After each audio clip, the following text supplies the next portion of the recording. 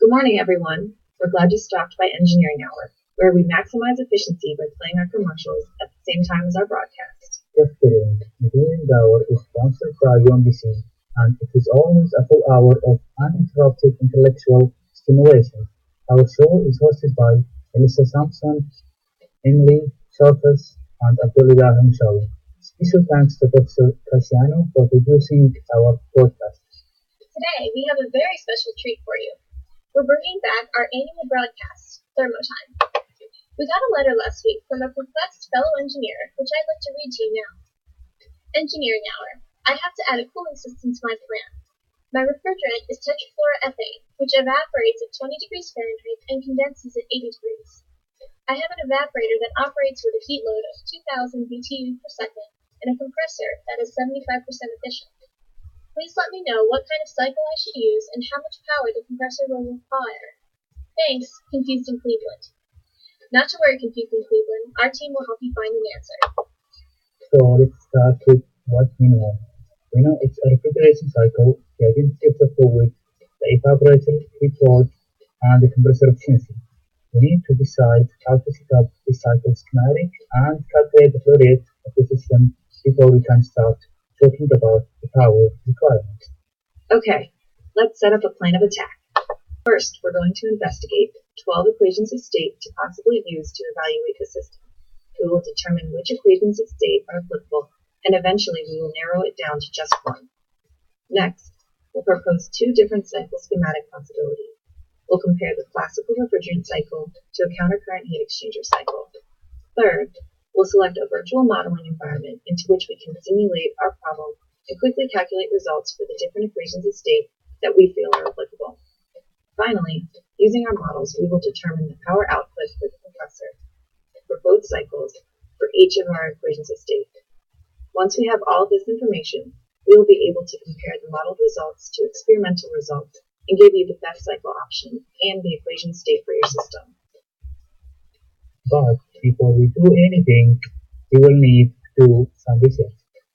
Confused in Cleveland. We took some time before the show to do some background research on the properties of tetrafluoroethane and which equations of state would be best. That research led to 5 equations of state that are plausible given the context of this problem. For a full explanation of how this final list of 5 equations of state was deduced, please wait for the appendix section at the end of this broadcast. Let's focus our list on Peng Robinson, Relic Huang, Van Lars, Lee Kessler, and Rupp Prop. We'll be using these 5 equations of state later in the broadcast once we have the models of our system up and running. Next up, let's look into the 2 different cycle schematic possibilities. Just like in school, you've got to understand the basics first. We're going to start with an oldie but a goodie, the classic refrigeration model. This model includes 4 pieces of equipment. Let's start with the evaporator. In the evaporator, heat is added to the refrigerant. The heat added to your system is 2000 BTU per second. In the stream exiting the evaporator, you will now have all vapor at low pressure. Next, the stream enters the compressor. Here the stream is compressed to a much higher pressure and is still in the vapor phase. I can take it the rest of the way. Next we get to the condenser. It's here that the refrigerant condenses back into the liquid phase. With this phase change, the heat that was added to the refrigerant in the evaporator is transferred to the environment. Here, the vapor has been condensed to a liquid, but it's still at a high temperature and pressure. To decrease both of these in the stream, we put it through a throttling valve. This returns the stream to a low pressure and temperature and in liquid form. This liquid then re-enters the evaporator, and the cycle continues over and over. Okay, Melissa, I think we get it. The other cycle option we have is the countercurrent heat exchanger cycle, which is very similar to the classic, but with the addition of a countercurrent heat exchanger. The stream exiting the evaporator enters the cold side of the heat exchanger. The stream exits the heat exchanger slightly warmer, but still at low pressure, and then enters the compressor just like before. There's another change. The stream exiting the condenser is sent to the hot side of the countercurrent heat exchanger. The stream then exits the exchanger a little colder but still at a high pressure and continues on to the throttling valve, just like before. This configuration allows for some of the heat from the hot side to be absorbed by the cold side. In the models we will be developing, we are going to say that the hot side loses about 10 degrees Fahrenheit across the countercurrent heat exchanger. Alright guys, I think we are making a little headway on this problem. Next step on our agenda is calculating the mass flow rates for both cycles. Let's start again with the classic cycle. We start out with the equation heat duty equals mass flow rate times enthalpy out minus enthalpy in and apply it to the evaporator.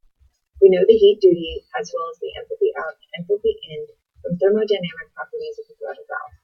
We can find both of these in the DuPont data tables for tetrafluoroethane located in the appendix of this broadcast. After rearranging the equation to find the flow rate, it is found to be 29.45 pounds per second. We can find the flow rate of the countercurrent heat exchanger cycle similarly to the classic as shown on the slide on your screen. Knowing all of the unknowns, and we calculate the flow rate to be 28.05 pounds per second. Boom! We've already checked off the first two steps of our plan of attack. Great job so far, guys. On to modeling these systems. Confused in Cleveland, we will be using Aspen Plus to model the systems in your problem. This is a software program that allows for chemical process optimization. With a few clicks of the mouse, we'll be able to have the computer model our system and let the computer do all the hard work. Here's an example of an Aspen flow sheet. When using the software, you can click and drag the equipment within the program onto the flow sheet to set up your system.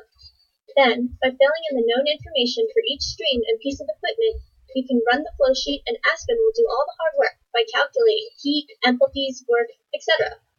We won't go into details about how we set up the Aspen flow sheets, but feel free to send us a letter if you have additional questions. Alright guys, we are getting close to solving this thing. Remember those 5 equations of state we talked about in the beginning of our podcast? Well, we are finally going to put them to use. Now that we have all of our research and Aspen prep work done, it's time to run Aspen for each of those equations of state. After running both cycles for each of the equations of state, we came up with the results that are shown on your screen. Wait a minute. They're all a little different, so which one's right? To figure this out, we have to do a couple calculations by hand, using experimental data. Equations of state are great for modeling, but since DuPont has supplied us with experimental data tables for ethane, we can use those to find the actual work done by the compressor for each cycle and compare it to the work calculated by the model. Let's figure out the work done by the compressor in the classic model first. We do this by finding the work produced in an isentropic environment first, then dividing by the efficiency of the compressor. With a little help from the DuPont data tables and interpolation, we are able to find the isentropic work and therefore the actual work. The slide shown demonstrates the calculation. For the countercurrent heat exchanger cycle, we need to use a different approach. Unlike before, we don't know the temperature entering the compressor due to the addition of the heat exchanger. Because of this, we cannot use the DuPont data tables directly. First, we have to do a little analysis across the heat exchanger. The heat of the system is zero in a countercurrent heat exchanger. All of the heat given off by the hot side is absorbed by the cold side. Therefore, heat of the cold side is equal to the negative heat of the hot side. We can find all the information for the cold side equation shown, so we can solve the heat for the heat absorbed. Then, we relate the heat gained by the cold side to the heat lost by the hot side. We can find everything in this equation now, and can solve for the enthalpy of the stream entering the compressor. Now, we can apply the same approach we used in analyzing the classic cycle. The DuPont data tables do not contain all of the enthalpies and entropies needed, so additional interpolation is required. The slide shown demonstrates all of these calculations. If you'd like to revisit these, you can always check out our podcast online. Finally, when comparing the two cycles, there is only a minor disparity in the work completed by the compressor. However, if you want to make the most energy efficient plan, every bit of power counts. We would recommend using the countercurrent heat exchanger because it minimizes the required power and maximizes the savings in energy costs. Last thing we have to do to solve your problem, confused in Cleveland, is to figure out which of these 5 equations of state we should use with the countercurrent heat exchanger cycle. To do this, we are going to compare all of the Aspen model power requirements for all of the 5 equations and run an error analysis on all of them.